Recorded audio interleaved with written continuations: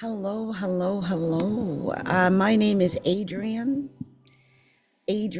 Obi, and I am an abundance and manifestation coach. It's just one of the many things I do, but it's something I'm recently certified to do. And so I really want to take more time to discuss it and to just talk about abundance and manifestation more. It's abundance and manifestation subjects are something that are a major focal point in my life. And if you don't know my story, I'll just quickly share my own story. But I always say I was born in the poorest city in America, on the poorest street in the poorest city in America. My mother was a welfare mother, and at the age of 10, my grandmother I was a ward of the state and awarded to my grandmother, who was my legal guardian until I was 21. And, that changes things. I feel like because of the life I led and how I was raised, it created a certain mindset within me, a certain belief system within me. This feeling of wealth being unattainable, that was something that was established within me very young. The value of money and the value of hard work and the value of education, that was very, very strong in me. I grew up believing this belief that if I didn't get enough education, if I didn't go to the right schools, if I didn't gather the right information, how would I ever be able to come out of the situation I was in and create a better or new situation for myself? And I knew I didn't want to end up like my mother. That was just something I love my mother. I'll always love my mother. Like, believe me, it has nothing to do. I just grew up with this feeling of having to take care of my mother. Like, I always wanted to become successful so that I could take care of my mother. Like, that was, I know now as an astrologer that has a lot to do with the Capricorn in me. I'm a double Capricorn of all things, with Saturn in the first house. And so that desire to take care of my mother was always very strong. And sure enough, by the end of her life, I was in a position to take care of my mother, and she lived with me. And I was lucky enough at that time, I had a 5-bedroom house. And so she had her own room that we took care of her and watched over her. She ended up passing away of cancer. But it was something I kind of always knew that it would be up to me to make sure mommy was okay in her later years. And I'm just glad in a way that at least during that time of my life, I was in a position to make that something for her. I was able to make what would end up being her last days, her comfortable as I could. And I think when I look back on what money and finances and wealth and poverty and those issues, what that meant to my mother, myself, and taking care of her and my daughter, it makes me realize how important it is that we understand the value of abundance and manifestation and what we are able to create in our reality in this lifetime. There are some things that, are probably out of the range of what we can or cannot do in this life. And some things we have to accept that responsibility, but there are some things that I believe that we inherently have the ability to change or to affect change in our own lives and in the lives of others. Now, it might just be me, but it just looks like I'm getting a tan as we go along, like I'm getting more and more brown. And I don't understand what's going on with my computer. It's interesting. Like, what's happening with that? And it could just because it's getting darker and just the way the light is hitting. But I just find that this is interesting, right? But I wanted to share this because I feel like there are so many people who have their own story, okay? And your story may be completely different than mine. So just be aware of that. But it may be that in your story that you've got something in your past, something that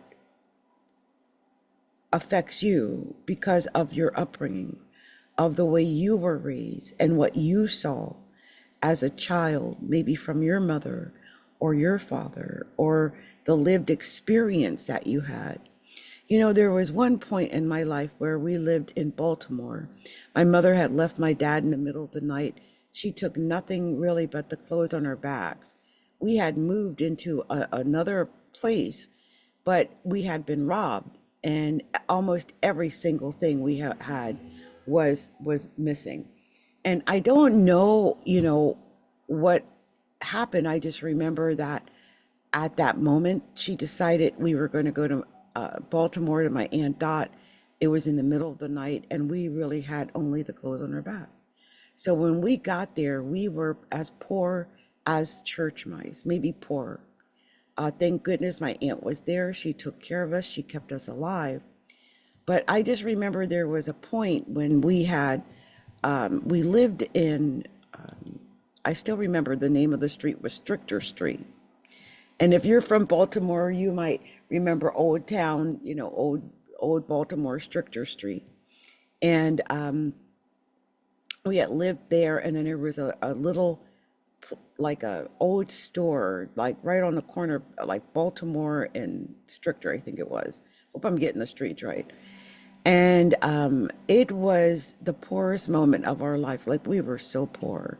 I remember I had a bad knee, like I had hurt myself, and we didn't have real beds. We had like little mattress or foams that we laid down on the floor and we slept on.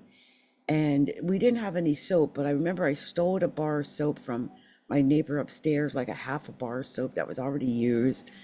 And I just remember we had been fighting over like the last bit of food at the bottom of a peanut butter jar.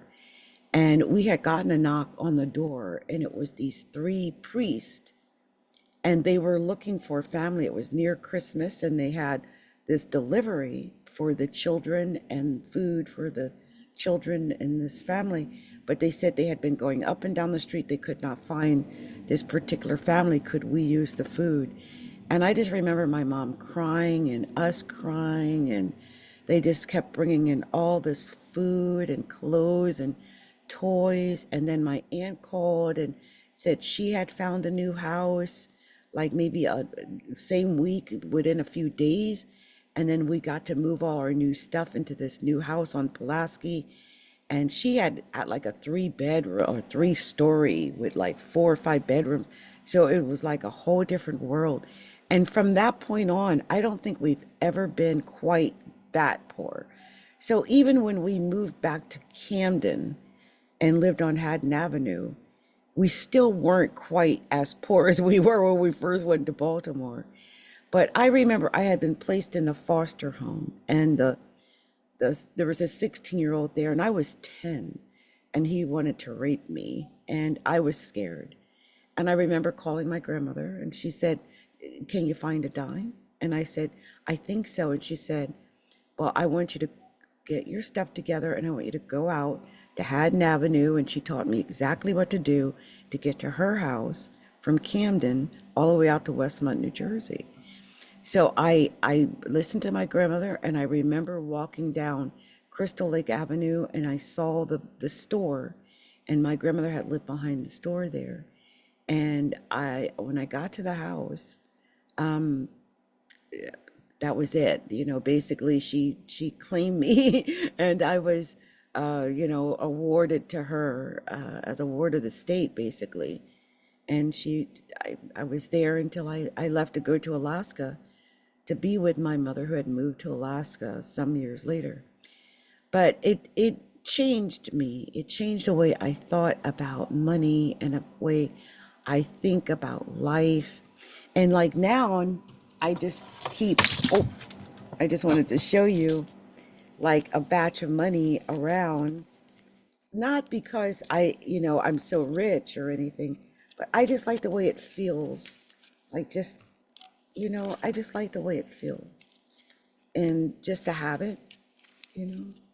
So if you can do that, that is one suggestion, is just to get a batch. In this case, it's just a batch of $20. It's not a lot, but it's nice to just have it, right? Because it reminds you that money is just another form of currency. It's another form of energy, and it takes away some of the heaviness that we put, because money begins to have its own meaning to us, depending on our life experiences. See, this is why some people who are from money end up back in the money, because their life experience with money is that of a positive nature. They are not necessarily thinking about, growing up in the ghetto. That was not part of their life experience. It just skipped right over them. That's not something that they were a part of. They might have experienced some kind of poverty, but I mean, the certain type of poverty I think that I went through is it scars you. And not everybody grew up with that. Some people grew up with a mom and a dad and a family and a home and a dog and a yard and a bedroom everything was there. They didn't have to worry about being raped or molested or drugs or anything like that. And they grew up differently. For me, it was stressful, and it's changed me. And because it changed me, it caused me to become a certified abundance and manifestation coach today. And I'm also working on completing my NLP certification. I'm also a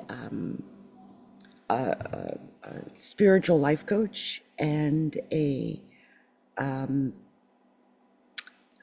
meditation coach and facilitator, and a sacred light alignment healer, and a sacred soul alignment healer. I'm both, so it's kind of weird that I've got both of those certifications. But it's kind of a strange thing, because I feel like all of the things that I do now, especially when it pertains to things like the work I do with weight loss, that's one that is dear to my heart, is what I do with weight loss. And I'll tell that story another time, but some of you might have heard that story from me, because I come from a lineage of overweight, of obese women. And so I would like to think that that's a curse that ended with me and my daughter, because my daughter lost her weight and I've lost my weight, and I'm hoping that does not pass down to another generation. But money, the money is the main one, because I feel that when it comes to money and wealth, it affects everything. Yeah, our weight and our image affects our self-image and our self-esteem and our self-confidence. But I feel like money also affects all of that the same.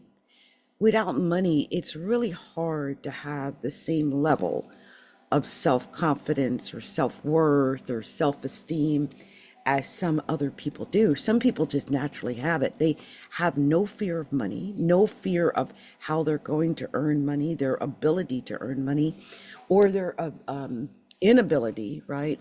That does not exist. They don't have that. Whether it's because they were born with the, literal silver spoon in their mouth, and there's they're a trust fund kid or something like that, or they just grew up knowing that it wasn't going to be that way. And so maybe they were instilled with the right qualities to get the right education, to go to college, to study the right things, to go for the right jobs, to believe in oneself.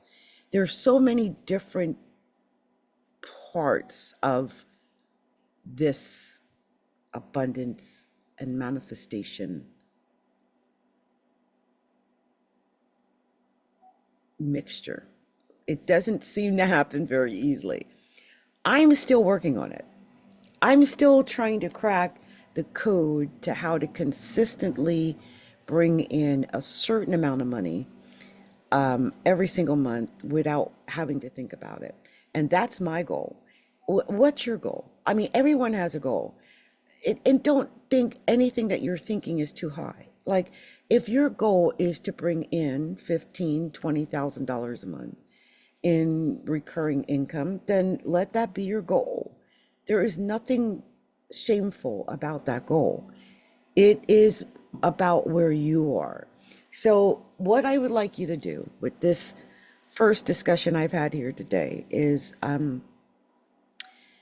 take a moment and think about what it is that you would like to achieve. What do you want? In my case, I'm not greedy. I just want a guaranteed 10,000 a month. So whether that's recurring income 10,000, bringing in new clients 10,000, I don't care. I just want to be at that 5-figure level on a monthly basis. Now, anything over it's gravy, but I have to make sure I consistently have that, because that's my bottom goal. That's the, that's the low goal. So what is the goal that you would like to set for yourself? That's your low goal. Like, I have to have end quote amount of money.